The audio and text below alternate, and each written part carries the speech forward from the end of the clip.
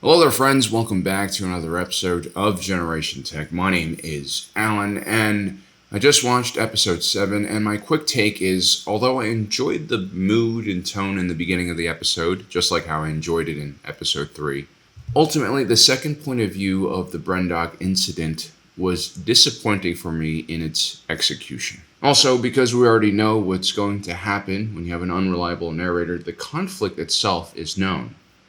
But the reveal here is far less profound and doesn't justify the mechanic in my point of view. But the themes that drive the main conflict between these two organizations is built upon in a very natural way, which ultimately concludes with a strong message about the power of fear. Okay, spoilers from here on out. Come.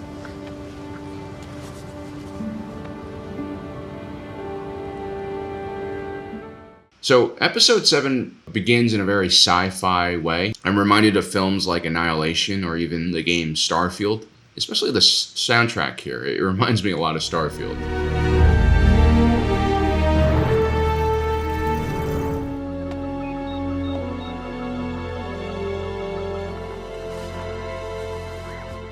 We see the Brendock 4 again, and they actually remind me a lot of the legendary Jedi Explorer Guild. This is basically one of the many alternative paths to becoming a Jedi Knight. We see the Brendock 4 wielding very Star Wars-like gizmos to scan the Earth for minerals, plant matter, and other things like that. Torben here is clearly not having a good time. But we quickly find out this is no random survey of a planet. 100 years ago, this planet was cataloged as lifeless because of a hyperspace disaster. Yet this planet, Brendock, is thriving. A little bit of High Republic lore for you guys. The Hyperspace Disaster is like one of the main events that kicks off basically the High Republic novels and comics. There's a terrorist attack where a Nile Marauder ship crosses path with a passenger freighter in hyperspace, causing that ship to break apart. And like a canister shot, the pieces of the ship spread out in many different directions at FTL speeds and start destroying entire planets, star systems. It's a really, really crazy situation. Millions of lives are lost. All hyperspace travel is grounded in a section of the Outer Rim. It's almost like 9/11 for the High Republic. This would really shake the galaxy and the Jedi to its core, and it would kind of mark the beginning of the Nile conflict with the Jedi. A conflict that was started once again by enemies of the Jedi and the Republic who believed that their influence was encroaching on their own freedom. This is a major theme that seems to repeat itself during the High Republic era, and it's a theme that once again repeats itself in the Acolyte. Together, episode 3 and episode 7 seek to show us both sides of the same story. When I can't find you, I look here. Bunta tree so beautiful. Padosha. In Osha's tale, we see the struggle of a small coven of witches trying to survive outside the influence of the High Republic and Jedi Order. At its core, this part of the story is about two mothers trying to raise their children and a community trying to live a life of their own choosing. On the flip side, in episode 7, we have the Jedi point of view. They follow code and order. Both sides in this conflict have its own struggles and problems. For the witches, it's very clear that these twins are important to their future. But ultimately, Mother Coral and Mother Anastasia disagree on how these twins should live their life, either for the community or for themselves. Mother Anastasia wants her girl Osha specifically to live a life of her choosing, free of expectations and responsibility to her community. Mother Coral wants the opposite. For the Jedi, well, they're here to explain an unnatural phenomenon. The rebirth of a world after a devastating cataclysm like the Great Hyperspace Disaster is something that they would be interested in. The Jedi Order wants to find a source of power for this rebirth, a vergence in the Force. And when they do, Jedi Knight Sol and Jedi Master Indara have differing opinions. We should return to the ship, ask the Council for guidance. I fear for the girl's safety. The witches prepare for a ceremony tonight. What if the girls are in danger? Jedi Knight Sol, who first discovered May and Sol, is driven by feelings and emotions. He wants to protect these girls from what he sees as a threat, the Witch Coven. Whereas Master Indara is more wary of doing anything here and looks towards the High Council for direction. A family versus an institution. That's how Mother Anastasia sees it. The Jedi versus a dark Force cult. This is how Master Sol sees it. Just like Chimera and Master Soul were paired together in the last episode, Master Soul serves as the opposite of Mother Anastasia in episode 3 and 7. Both are driven by their own paternal and maternal warmth and compassion. But Master Soul is also driven by fear, like Mother Coral, whereas Mother Anastasia and Mother Indara are driven by wisdom and the control of their emotions. Anastasia understands what selfless love is. She understands there's nothing worse than identifying true purpose and motivation in a child and squashing it because of your own selfish desires. Anastasia might not like the Jedi at all, but she understands that Osha wants to see the world, see what's outside the confines of their fortress on Brendok. I must discuss the situation with everyone here. But we will consider your wish when we do so. While advocating for Osha, it's very clear that the twins are the root of the power of this coven. They hold the thread that holds this entire community together. She has chosen it. It's what she wants. You would sacrifice our future for the wish of a child. My children are our future. Her wish must be considered. In a lot of ways, this is a test of the morality of the coven. I don't know exactly what they did to create May and Osha. We learned that the two were split from one consciousness through some kind of Force vergence. This will probably be deemed as a perversion of the Force by the Jedi Order. But it doesn't really seem to affect May and Osha, other than make one twin seem more obedient and the other more free-spirited. It's not like they're going to die one day or, become like the embodiment of darkness or turn into monsters, as far as we know. But what is wrong is this coven created these girls with the sole desire of using the power from their virgins to lead them. What's wrong is that these children are not given a choice in the matter. It's not all that different from the moral choice of making the clones and using them as soldiers. The girl has yet to discover the power she holds. It's not her decision to make. But is it ours? You cannot allow Osha to go. The dark side of the Force is said to be driven by greed and selfishness. Those who succumb to its power desire control and power over others. Mother Anastasia seems to be the only witch in this coven who can resist those urges, while also tapping into the darkness. She is something the Jedi would deem impossible, I think. Right now I choose Mother. It was Jedi Master Yoda who always said that the path of darkness is impossible to turn away from. But all throughout history, there have always been individuals like Mother Anastasia who prove otherwise, who can tap into the darkness, but also remain selfless. In the Jedi camp, we get to see a more young soul, and he is a bright-eyed idealistic, a young Jedi. The virgins could create life, like what we see on this planet. It's a power that should be studied, protected. Nothing could be more important to the Jedi. But it's clear that Soul's not a good fit for the Jedi. He's not necessarily worthy of the power that has been invested into him. At the camp, the young Padawan Torben wishes to go home, and Soul seeks to comfort him. This is a noble mission. But in reality, he's really just covering for his own discomfort of the situation. Something that Master Indara seems very keenly aware of. He was disturbed, unbalanced. You were disturbed. Do not confuse Torben's feelings with your own. Although Soul has a lot of compassion, his kindness in this scene is rooted in a desire to create short-term comfort instead of longer-lasting peace. I do not tell him answers to ease his mind. I teach him to seek the answers for himself. I think this might be rooted in Soul's insecurities, something that's just been a part of his personality since he was a young kid.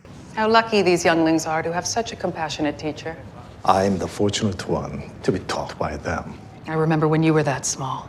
You were so shy. A lot of people who have deep amounts of compassion are also very sensitive people who can't necessarily handle everything the world shoves into their face. As we see during the duel on Kofar with Chimera, it's very easy for Master Soul to lose control.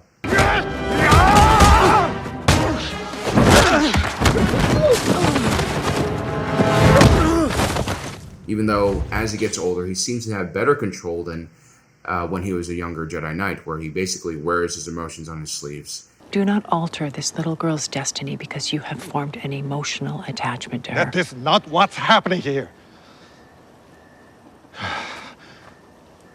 I want to do what's best for Osha. You know, individuals like Jedi Master Soul are extremely sensitive. They try to find or try to create peace around them, sometimes in artificial ways. The ideal way to deal with sensitivity is to try and desensitize yourself. As cruel as that might seem, it's much wiser in the long run to do this than just to try to control your environment, because that's not something you can always do. It's not to say that Master Soul is a bad person, but he is entrusted in this case with the power of the Jedi and the Senate behind him. He has a responsibility to get this shit under check. And it's because an individual who is controlled by their emotions can be blinded and can be pushed to make poor choices.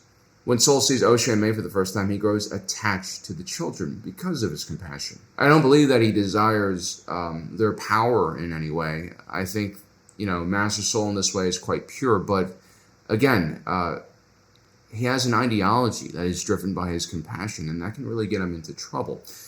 I'm reminded of the words of a legendary Jedi and Sith Lord, Krayta, in this situation. The Force binds all things. The slightest push, the smallest touch, sends echoes throughout life. Even an act of kindness may have more severe repercussions than you know or can see. This is a really tough pill to swallow because in a lot of ways I relate to Master Soul a lot. I walk through life always trying to fix things, fight things, to try and help people. And, it takes a lot of mistakes to finally realize that even though you are acting in compassion, sometimes it's also rooted in selfish desire to control the world around you, to try to soothe your own soul because of all the craziness you see. And you have to realize at one point that sometimes you're just adding to the chaos because you don't truly understand the situation or have the tools necessary to fix the situation. Sometimes we have to learn to just walk away. Sometimes we have to silence our ego and say to ourselves that we can't fix this problem. It's not being cruel. It's not even being realistic. It's more about having the humility to understand that you don't understand the whole situation. It's being wise enough to understand that you can create a lot more harm than good. It's something that Master Endora understands, and she actually does a good job of reminding Soul of this. And in his defense, he is obedient. He does try and fight his more emotional urges. I'm criticizing Soul a lot here because it's something that I can really relate to, but he does try his hardest to resist these urges. He's not an evil, chaotic Sith Lord. Not yet, at least. And the reason why these Jedi have to have some measure of control is because when two sides meet, like in this situation, sometimes you just have this magnetic force that will cause bullshit and conflict. And in this case, it's the rather foolish and petty desires of young Padawan Torbine, who wishes to go home to Coruscant, that triggers a series of events that leads Master Soul back to the castle, where he can finally act upon his fear of the unknown witch coven, which just leads to disastrous consequences for everyone involved. I mean, I can't even blame him for stabbing Mother Anasea, who turns into this evil-looking dust. A Jedi would be stupid not to strike down something that looked like that was just right in front of him and about to enter his pores, fear or no fear. Master Soul's mistake was made far before he stabbed her. He should have never come back. And equally responsible for all this chaos is, Mother Coral, who's just kind of terrible here. I mean, she uses her own fear to basically infect May, which causes this whole disaster. I don't want to go! You want to stop Osha from leaving? Then stop her. The Jedi will not warn you before they attack.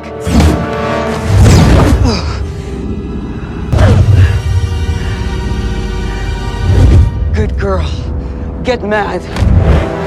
It's really a classic Sith move to do this. And that's the lesson here: fear, a lack of control over one's emotions. These are the enemies to reason and good outcomes. But then again, in this cruel twist of fate, I mean, even if Osha had been allowed to go by the Witch Coven, even if Coral doesn't start this fight here, the Jedi would have never accepted Osha. The Council said no.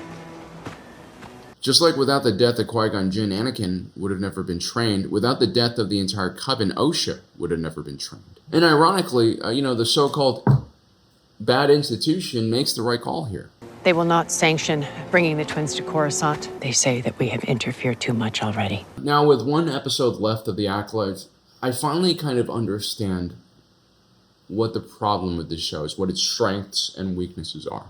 I said we had to wait until this reveal, and Yeah, like I'm not gonna give the full review yet until episode 8 because why not? Let's just wait until the end. But episodes like number 7 clearly highlight the problems of the Acolyte. The themes, the character motivations, especially the deeper ones, are well thought out and planned. And I love how in many episodes we see the duality of human nature and behavior. There's also a true understanding here of the Jedi Order and the power these individuals wield. I'm glad that events on Brendok occurred ultimately because of very believable and flawed human beings whose fear drew them together in conflict, and not some crazy conspiracy that paints the Jedi as an over-the-top, power-hungry organization that wants to snatch these kids or something like that. But the execution of the way that these characters are delivered to the moments where they must have conflict oftentimes feels contrived and unnatural. It is pacing, and it is also writing.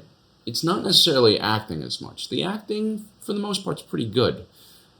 But we take a look at scenes like the last one where Torben just hops onto that speeder bike and runs away because he really wants to find the virgins because he wants to go home. As I said, it just seems petty and silly for him to be like this. Although he's definitely not the first Padawan to feel homesick, it's a really extreme move for him to take, and he seems like a pretty obedient individual. I guess there's not enough time, or there's not enough scenes that really show us that this is what his personality is like.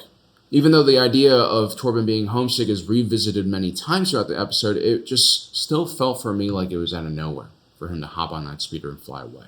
Of course, Mother Anastasia meddling with his mind might have also created this undesirable outcome, who knows? But yeah, this didn't really work for me. Then you have May being spurred on by Mother Coral to set fire to the lamp outside of Osha's room. This also seems kind of contrived. And it's not because May wouldn't do something like that. I believe her motivations at this point, such as the power of the dark side, but the scene seems to come out of nowhere.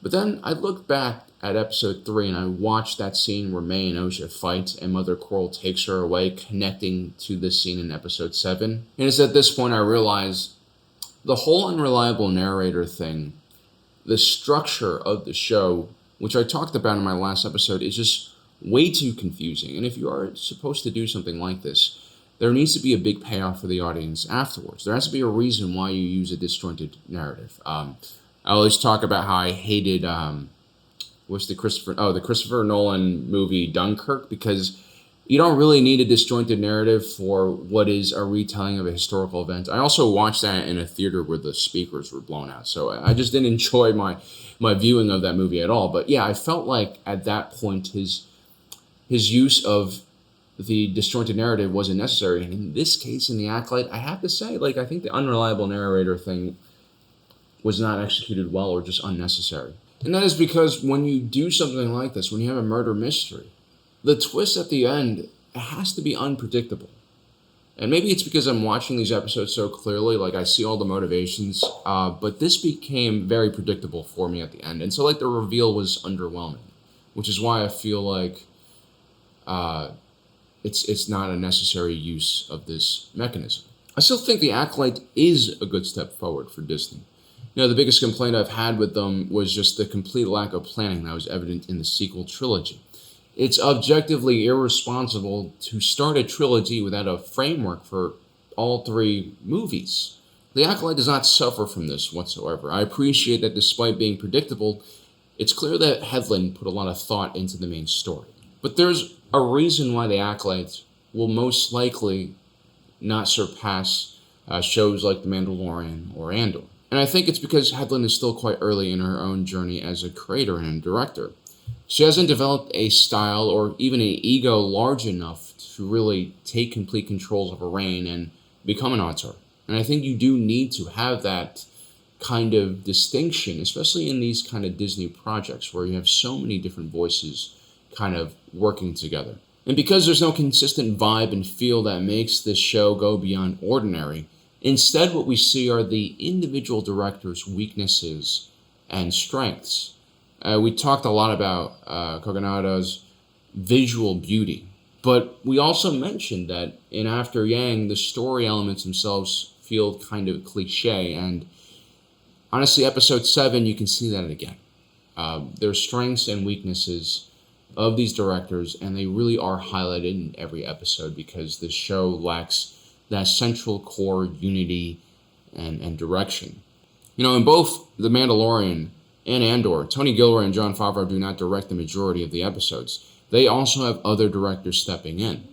But it's very clear in the first few seasons of The Mandalorian and Andor that these were auteur pieces, and everything from the color correcting to the pacing to the action and dialogue reeks a level of quality and intent that cannot be matched unless you have a dictatorship and totalitarian control in artistic vision.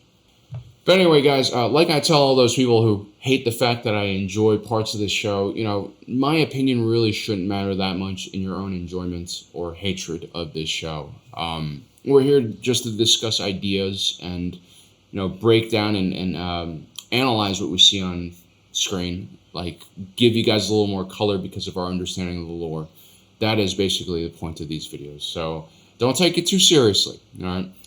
Anyway, I look forward to seeing your comments down below about this episode. And as usual, don't forget to subscribe and hit that notification button down below so you don't miss out on the rest of our awesome content.